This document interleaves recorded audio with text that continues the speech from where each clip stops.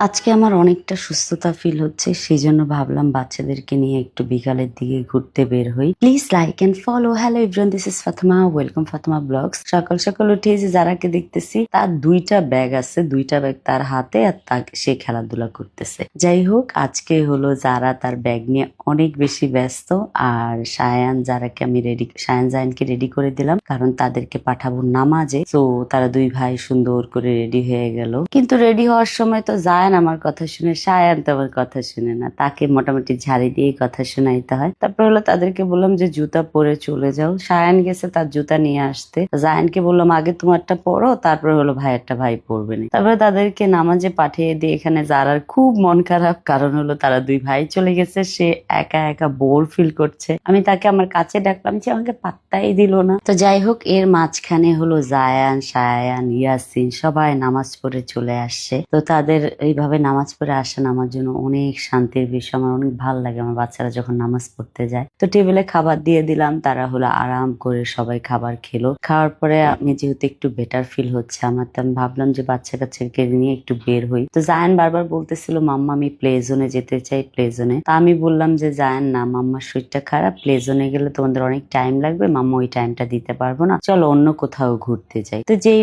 কথা সেই কাজ, আমরা বের হয়ে যাচ্ছি। বের হয়ে যেহেতু আমাদের ড্রাইভার নাই, তো সেই জন্য হলো আমরা ভেবেছি আমরা রিক্সা করে যাব। তো আমরা এই যে অলরেডি রিক্সা করে রওনা দিয়েছি। ফার্স্টে ভেবেছিলাম জায়ানের পছন্দের কোনো ডেজার্ট জায়ানকে খাওয়াইয়া দেব, পরে হলো ভাবলাম যে না, বনানীতে যেহেতু একটা কনসার্ট হচ্ছে প্লাস মেলা হচ্ছে, আমরা ওখানে চলে যাই। তো ফাইনালি আমরা এখানে চলে আসলাম, কিন্তু আমরা একটা বোকামি করেছি। সেটা হলো এখানে হলো টিকিট আগের থেকে কিনতে হয়, ওনাদের টিকিট সোল্ড আউট হয়ে গিয়েছিল। তারপর একটা ভাই আমাকে হেল্প করেছে, বলছে আমার আম্মু আপনার ব্লগ দেখে, তো সেই জন্য আমি আপনাকে হেল্প করব। মানে ছেলেটা তার মাকে কত ভালোবাসে, যে তার মা আমার ব্লগ দেখে বিদায় সেই হলো আমার হেল্প করেছে। তারপর আমাদেরকে টিকিট দিয়েছে, আমরা ভিতরে গেলাম, যাই হলো খুব মজার মজার কিছু খাবার পেলাম, আমরা খাচ্ছিলাম আর পুরা মেলাটা ঘুরে দেখছিলাম। আর পিছনে হলো সব সিঙ্গাররা গান গাচ্ছিল, এত সুন্দর অ্যারেঞ্জমেন্ট ছিল, কিন্তু এত মানুষ ছিল, মাই গড, মেলাতে হারিয়ে যাওয়ার মতো অবস্থা। যদি ছোট বাচ্চা নিয়ে যান, যেমন আমার সায়ান যারাকে নিয়ে গেছে, আমি সারাক্ষণ